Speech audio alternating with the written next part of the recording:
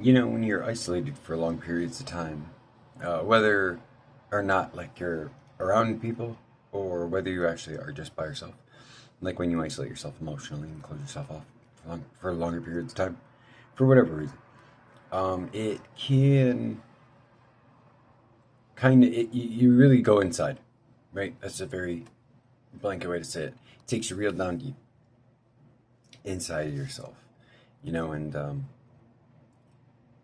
in order to continue on the path and not lose your mind, you have to be able to, build up that emotional resiliency, that mental toughness, and be able to tell yourself to, straighten the fuck out whenever you start feeling crazy, bring yourself back down to normal, return to homeostasis, you have to be able to do that. And you do that, like David Goggins, it's like you just do that kind of shit on the inside, and that's storytelling. That's like, you know, climax of the story. You're just, oh, that's what he does. He just tells the climax of the story over and over again. And that works if you're exercising to that capacity. Yeah, that will. But other aspects of the story arc are good for other periods of time too.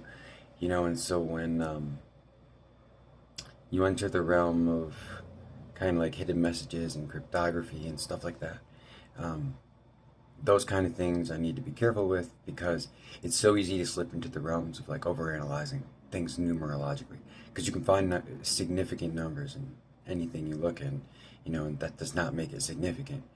You know what I mean? A nod from God is a nod from God. You know what I mean?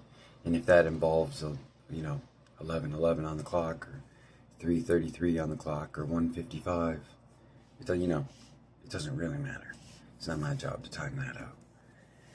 But or really pay attention to it, because what needs to be the focus is, the success, the story, moving forward and allowing myself to be a servant of the divine, to the best of my ability, which is just a cheeky way of saying live my best life and do the next right thing. You know what I mean? Like that's really different name for the same thing. But anyway, I'll see you guys.